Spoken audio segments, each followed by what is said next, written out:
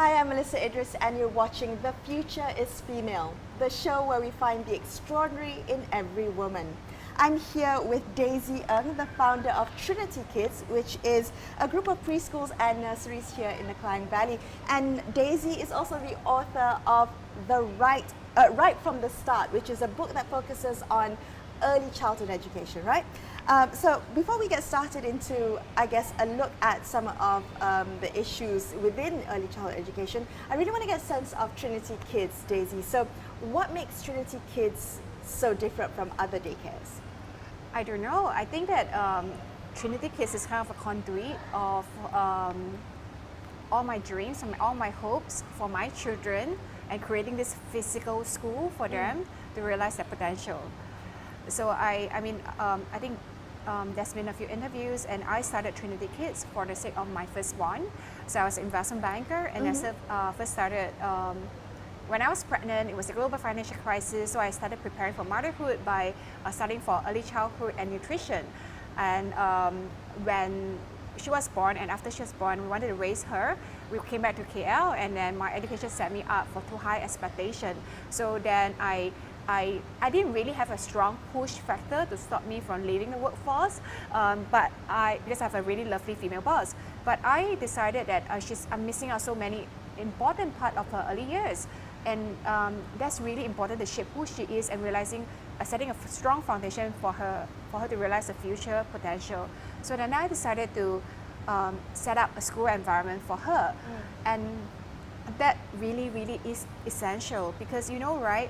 We go to school for education, and then right now in this part of the world, education is very focused on what we learn, right. And etc. And then like in the years that I worked with so many kids and parents and all the further studies I did, I want to ask you one thing, right? You studied journalism. What do you remember studying in like the during your master degree, and what exactly do you remember studying? What I remember studying, you know what? I remember very little from the classroom. I remember the practical elements of it. I actually remember being out on the field. So I remember very little from the textbooks, to be completely honest with you. Yeah, it's the same as well. I think I did pretty well for my primary school exam. But I don't remember what I studied. Okay. But I remember catching spiders a lot and fighting the girls next to me. That's what I remember from primary school. Right? Yes. Yeah, the things that we do. Yeah. So going to school is really about building a child up, and then equipping the child with life skills for life. Life is very broad. But yet, on the other hand, I think somehow the definition of schooling, education has become so narrow over the past few years. Right. We're so hung up over what they are learning. How to make it even, like when the employers talk about, our children are not, young adults are not workforce ready. So we think, oh, okay, something's wrong with the education, let's make it harder.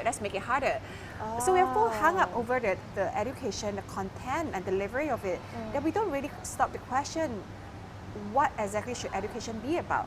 Now, in neuroscience, right, who we are, who we become, is really a product of our layers and layers of experience.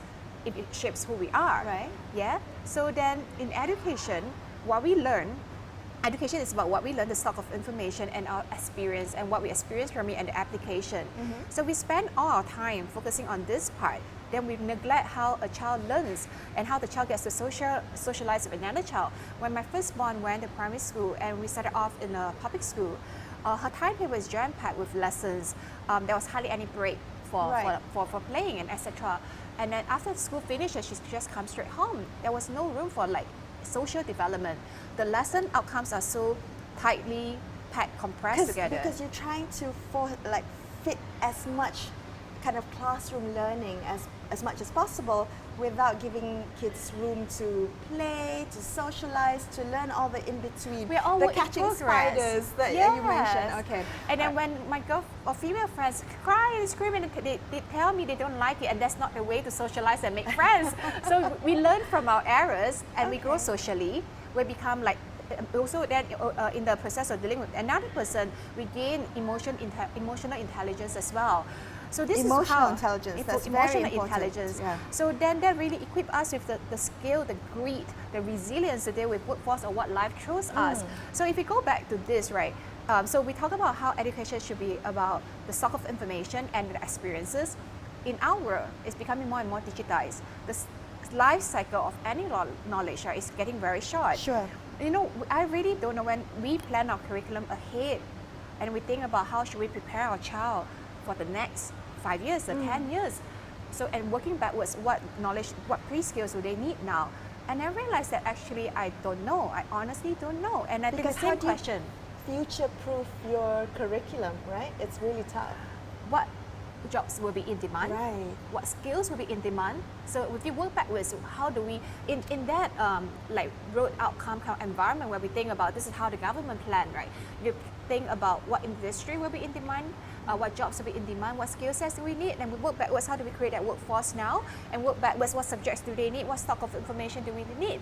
And we realize that because the world is changing so fast, we're talking about like industry revolution, society 5.0, the point is that this change and blip in the society is going to become faster and faster and faster. So where does that leave us? You know, jobs are becoming automated. The only thing that will differentiate us from the robots is really us. Do you think it has to go all the way back to early childhood education? It definitely has to. Oh, and wow. that's really That's what where it powers me starts. to change and what really drives Trinity Kids. Because in the quest to creating the environment for my children, it started off with providing organic fresh food, wholesome food, deciding whether she should learn Mandarin or not. And then start to think about the fact that, you know, what is the world that she's facing? And she's facing a world full of like robot and artificial intelligence. How does she stand out in that kind of environment? That is really, she needs to have a very strong sense of inner voice, individuality, creativity. That's what's going to differentiate her from another human beings. And then we call ourselves the Trilingual Creative School because I want to raise kids who are future ready. So trilingual. So you make sure that they are exposed to many different languages here? So then there will be multilingual, but trilingual is because I think it starts on from the very, very first challenge that we face. Over here in Malaysia, by default, you should really have multilingualism because it's such a fertile ground to learn languages. And yet we kind of make parents choose one dominant language. The primary school choose one dominant language. And because it's such a fragmented industry, so preschool tend to follow on to one and choose one primary school system to follow through. It's very simple, right? If you ask a civil engineer, this is the first level 1, and then between level 1 and the ground floor, there's a gap. So you kind of need to build the steps. Each step is about 10 to 12 cm. So if you know what height level 1 is, then you know how many steps to build. But imagine I'm living in a world whereby my primary school standards are fragmented. And if I want to simply prepare my parents with the options of any primary school, I'm talking about different levels here.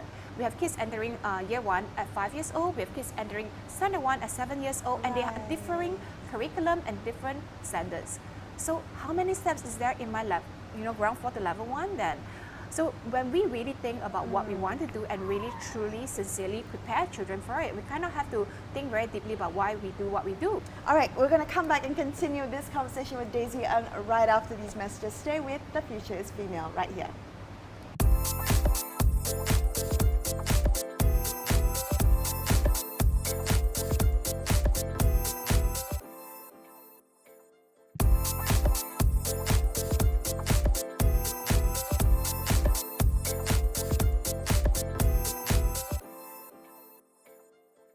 Welcome back to The Future is Female. With me is Daisy Ng, the founder of Trinity Kids. We're talking about early childhood education and how important family is in a child's instruction. So I want to talk to you, Daisy, about running the daycare.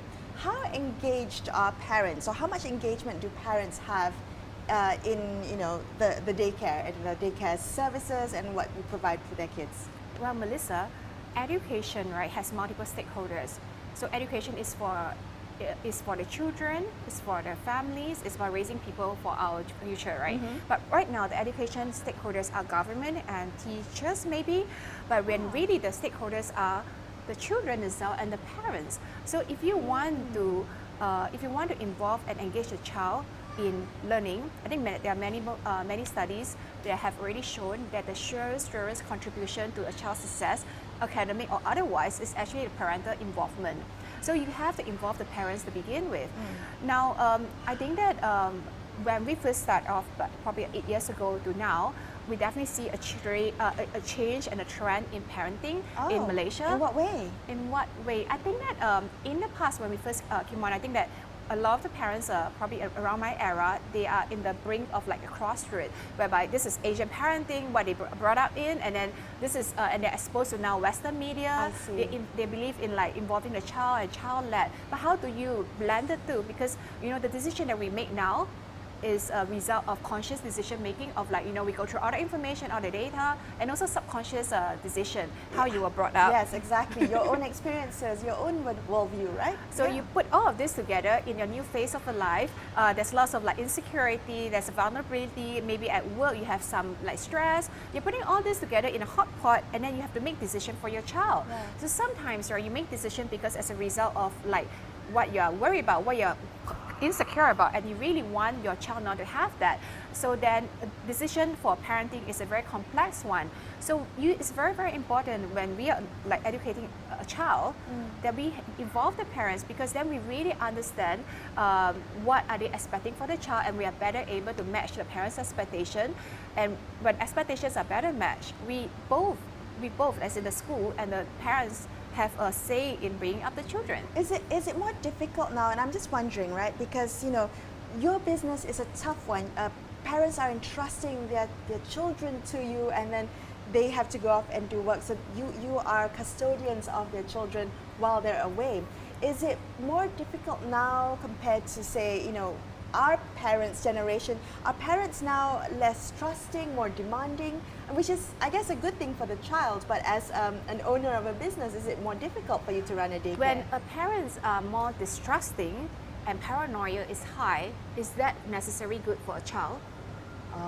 No, it's always in the best interest of the children, right? You always think because about the child I don't know, first. because your own feelings and your own security will be projected onto the child. Sure. So when we tell a child and interpret, children go to school, so we go to school because to gain social skill and emotional skills. So when a child is a work in progress, I think I'm still a work in progress, there's some social skills that I need to gain.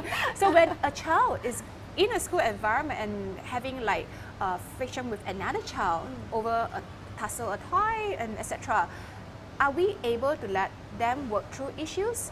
Because if trust level is at low and paranoia is at high, and we are more likely to doubt the intention of another person, then do we have tolerance for the person to do something different from us? So misbehaving children is actually children acting up because they lack the skills to work through some of the feelings that they're going through. Is that? Yeah, it's because it's a reflection of their feelings they're going through, or it's really just a trial and error.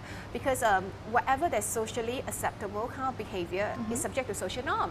And social norm changes all the time. The kids do not install a software and say this is now social norm, this is the correct etiquette. Right? They're learning. So in this environment, I think that as parents, we are learning all of it again at the same time as well, because what's socially acceptable at our time may be different at the kids. Now there are certain rights and wrongs and values that we should have, and that's why it's important to have parents with aligned values. We're very values-driven kind of a school. So I think most of our parents are very informed and very involved. So they tend to be quite aligned with our values. So what we do is that we try to have a very open kind of a collaborative kind of environment. What kind of collaborative environment? How do you engage with the parents? Let's just give this an example. I think 8 years ago when we first started off, there's no app. So what we do is that, I don't know, let's say coming from a working mom's perspective, I created a WhatsApp channel for every single child so that we can capture your special moments, and it's only the educators and also the parent involved, so it's rather private, and we capture this and send it to you, so you are in touch like in real life when you're at work. That gives you the peace of mind.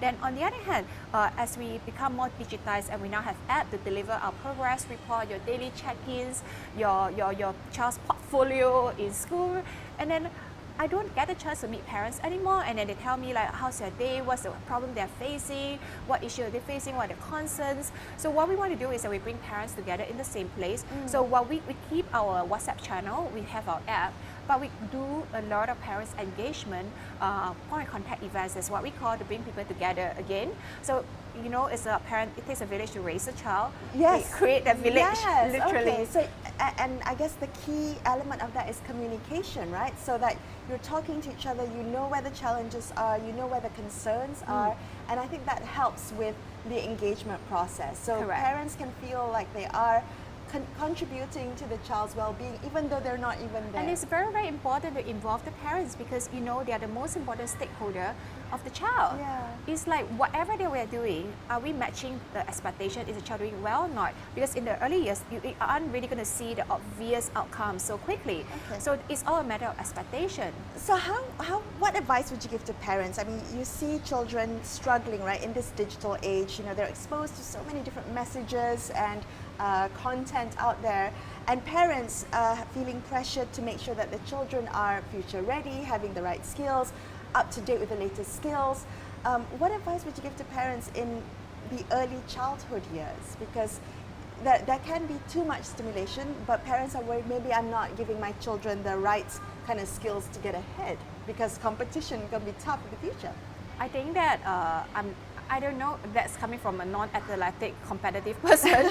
I don't know, in my mind, competition is perceived.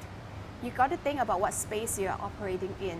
But if you're in a space whereby you're always creating something, a creator, you're not really having competition, you're ahead of the curve.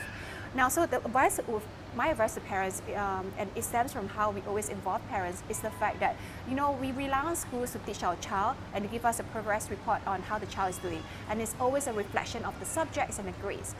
That's just so one-dimensional of how a child is. But it's really how is the child, how you like as a person, How what are you your feel interests, it, how do you okay. interact with another person, but we're not capturing that in our progress report to parents. That's one thing, it's so one-dimensional. The second thing is that we don't even ask the parents' input. So this progress report is given to you, your child did well, didn't do well, and we don't have the parents' input. What do you think? Where do you want the child to be? What are your concerns? We got to move towards an era whereby parents have a say. And this is why when we do our workshop or semester update, we update parents on, look, this is the ship that we are on now. We're steering in this direction. What are your thoughts? What are your concerns? How do we change and do this better? We need to involve the parents. So now, so this is there are many intelligence of our kids. There's besides cognitive intelligence, there's social intelligence, emotional intelligence, Sure. physical intelligence. How do we capture that in school? So going to school really got to be more than just learning. Yeah, it more has to than be rote life, learning, rote right? learning. Yeah. So because that's really to equip our kids for the real life out there. All right, we're going to come back and continue this conversation with Daisy Ng, and after this we're going to talk about the support that can be given for working mothers next on The Future is Female.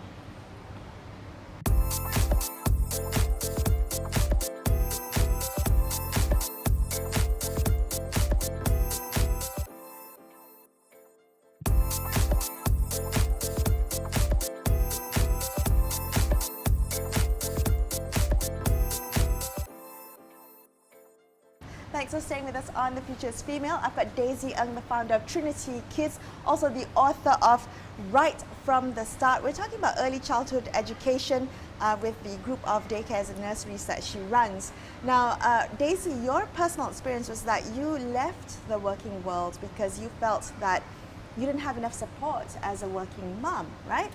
So talk to me a little bit about how we can provide more support or look to create the right ecosystem so working mothers don't opt to stop working and take care of their well, and as long as they have the option, right, of either working or staying at home, as long as they have the option, but never to feel like they don't have any options. What was your experience like?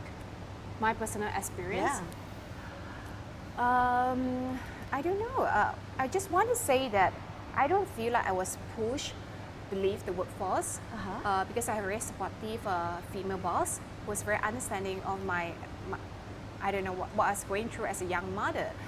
I think that I left because I was very clear of my new pull factor. I want to create a new environment for my child, and I was telling my ex-boss that I want to have a time out. I'm sure that it's not going to happen. It's not going to do well. I'm going to come back, hold my job for me, have a conversation.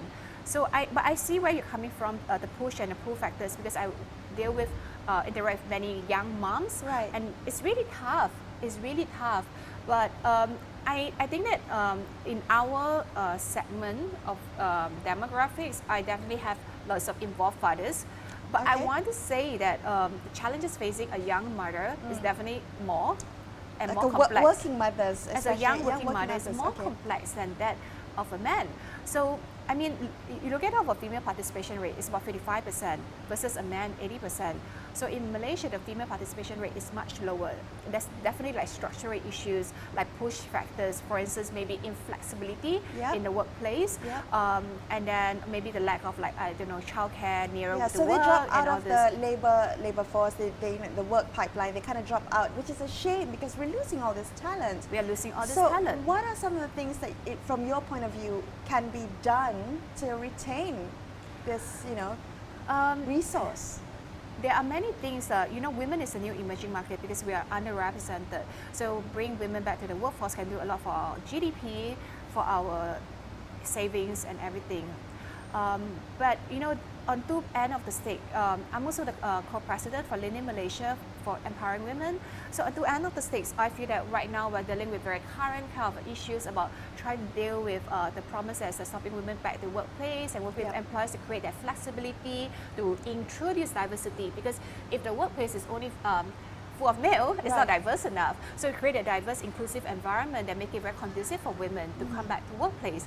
Then on the other end of the spectrum, how do we foster diversity? How do we foster diversity? And that's the reason why I'm doing a trilingual creative school. Now, if you think about it this way, if I know only English and I go to a place where they don't speak English, say Finland, and then most people will be like, if you speak English to them and they don't understand, you speak louder and you get frustrated and outraged in the face.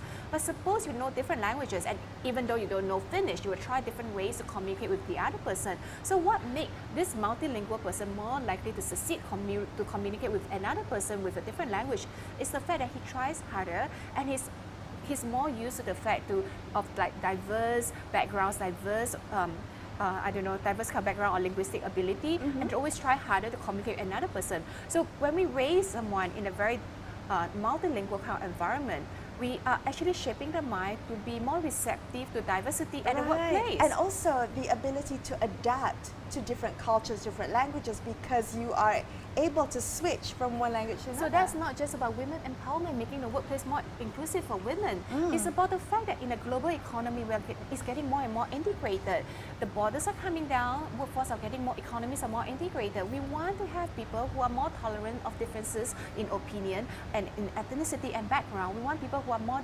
inclusive. Okay, on that note, since we're talking about gender equality, right?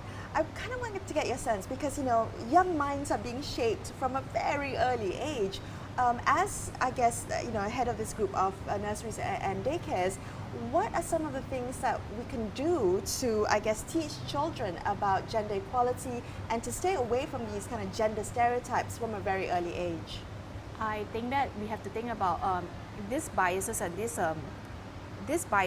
prejudices get set in really young. Yeah. It's from the environment that around us. So you actually internalizes what happens and what you witnesses. So I think that for a start, whether it's teachers, whether it's parents or anyone around us, we should take a very conscious decision when we want to do something or say something to just check in first before you say. Right? Yeah, mental check first before you articulate that out to a child. And then to always have that, and then even when we witness something that may be politically incorrect, we have the chance to explain to the child again. Now, you can witness an injustice, but that doesn't mean you're going to follow in that act. So you can internalize that experience, and then you have a different takeaway from it.